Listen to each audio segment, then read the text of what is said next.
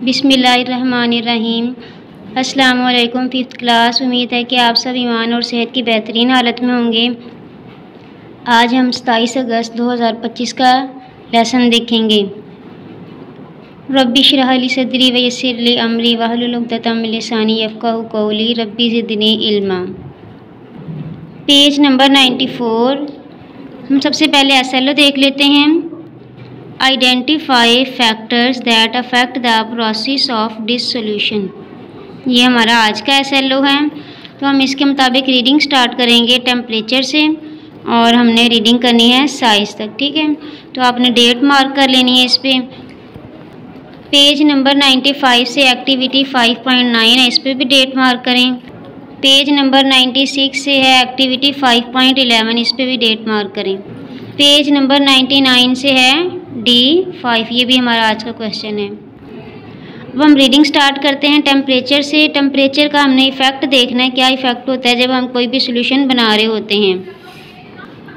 If we add a spoon full of sugar to cold and hot water the sugar will dissolve quicker in hot and water than in cold water. तो ये आपको छोटा सा ना एक activity दिखाई गई जिसमें आपने ये देखना है कि जब आप 1 चम्मच चीनी का ठंडे पानी वाले गिलास में ऐड करते हैं और जब गर्म पानी में ऐड करते हैं तो शुगर है वो गर्म पानी में जल्दी से हल हो जाती है, जबकि ठंडे पानी की निस्बत। द हायर द टेम्परेचर, अब वजह क्या है कि जो गर्म पानी है उसका टेम्परेचर ज़्यादा है।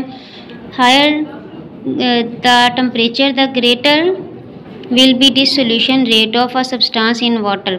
जिस पानी का टेम्परेचर ज़्यादा होगा उसमें जो सब्सटेंस है वो जल्दी से हल हो जाएगा। फॉर एग्जांपल में उसने शुगर का बताया तो गर्म पानी में जल्दी हल हो जाएगी कोल्ड वाटर की निस्बत।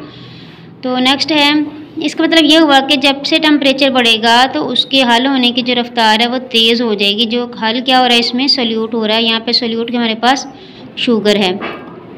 अब स्टीयरिंग में देखें, स्टीयरिंग मीन हिलाना। Steering speeds up the process of dissolving a substance in a given amount of water. अब जब हम कोई भी सोल्यूट को जब सॉल्वेंट में ऐड करते हैं तो उससे क्या होता है कि उसको हिलाने के दौरान उसमें जो हल होने की मिकदार है वो बढ़ जाती है, उसकी स्पीड ज़्यादा हो जाती है। If we add salt to water, अगर हम पानी में नमक मिलाएं and wait for it to dissolve, अब उसको हल करने के लिए थोड़ा इंतज़ार करें। It will take a long time, अगर उसको हम पानी के अंदर नमक को रख के छोड़ दें, थोड़ी देर बाद उसको देखें तो वो हल नहीं होगा बल्कि थोड़ा सा उसके अंदर ही मौजूद होगा, तो वो ज़्यादा टाइम लेगा। However as soon as we start stirring, लेकिन जैसे हम उसको हिलाना शुरू करेंगे इट विल स्टार्ट डिसॉल्विंग, तो वो हल होना शुरू हो जाएगा। इसका मतलब है कि आप जब उसको हिलाएंगे तो उसकी हल होने की रफ्तार तेज़ हो जाएगी। नेक्स्ट है size. A large piece of solid substance will take more time to dissolve in water than small pieces of the same solid substances। तो जिस सॉलिड पार्टिकल की बात कर रहे हैं हम, उसका साइज़ जो है ना वो बड़ा भी हो सकता है छोटा भी हो सकता है। अगर उसका साइज़ बड़ा है तो वो हल होने में ज़्यादा टाइम लेगा, अगर उसका साइज़ स्मॉल है तो वो जल्दी से सॉल्व हो जाएंगे, उसमें डिसॉल्व हो जाएंगे। अब एक्टिविटी देखिए 5.9। Look at the bowls A, B, C in the picture below. आपको पिक्चर में बाउल दिए गए A, B, C में। देखें आप इनको डिफरेंट कंडीशंस हैं इनकी, इसमें सूरज नहीं है, इसमें सूरज, और इसका जो है ना साइज़ ही डिफरेंट है इनकी निस्बत। तो देख लेते हैं। Can you arrange the bowls in increasing order. अब ऑर्डर कौन सा है हमारे पास, इंक्रीजिंग, यानी छोटे से बड़े की तरफ, कम से ज़्यादा की तरफ। फ्रॉम लोएस्ट टू हाईएस्ट, कम से ज़्यादा की तरफ। Of the rate of evaporation of the water. अब हमने जो इंक्रीजिंग ऑर्डर लेना है वो किस बेस पे लेना है, रेट ऑफ एवेपोरेशन। एवेपोरेशन में क्या है कि वाटर जो है ना एवेपोरेट करेगा इसमें। तो give reason for your answer, अब उसकी अपने रीज़न भी देनी है। अब देखें 3 बाउल्स हैं, तीनों में देखेंगे तो हम किस में एवेपोरेशन हो रही है। सबसे पहले तो बच्चों आपने ये देखना है कि एवेपोरेशन जो है ना वो टेम्परेचर पे भी डिपेंड करती है। अगर टेम्परेचर ज़्यादा होगा तो एवेपोरेशन ज़्यादा होगी। और दूसरा इसमें यह कि सरफेस एरिया, यानी कि वो बर्तन जितना खुला होगा उतनी ही ज़्यादा एवेपोरेशन होगी। तो अब बताएंगे आप इसमें किस में टेम्परेचर ज़्यादा है, किस में सरफेस एरिया ज़्यादा है। शाबाश, बाउल C में सरफेस एरिया भी इसका ज़्यादा है और इसमें टेम्परेचर भी है ज़्यादा, तो इस वजह से सबसे ज़्यादा किस में होगी एवेपोरेशन, बाउल C में। शाबाश, ठीक है। अब हमने कम से ज़्यादा की तरफ जाना है तो सबसे कम एवेपोरेशन हो रही है ए में, तो यहाँ पे आप लो लिखेंगे और टेम्परेचर यहाँ पे लो टेम्परेचर है। बी में जाएंगे तो आप बी लिख के हाई, यानी कि इसमें ए की निस्बत टेम्परेचर हाई है और हाई टेम्परेचर लिख देंगे।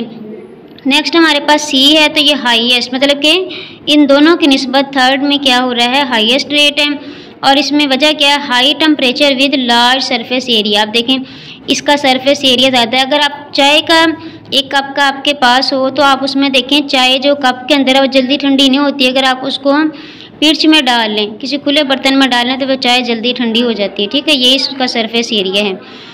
What other factors can you think of that will affect the rate of evaporation? अब देखिए हमने यहाँ पर टेम्परेचर और सरफेस एरिया देखा है, कहते हैं इसके अलावा भी कोई एवापोरेशन के ऊपर अफेक्ट करने वाला है कोई फैक्टर? जी हाँ, वो है टेम्परेचर है और जार का साइज़ भी है। ये दोनों जो हैं वो एवापोरेशन के रेट पर अफेक्ट होते हैं। अब नेक्स्ट 5.11 एक्टिविटी देखते हैं।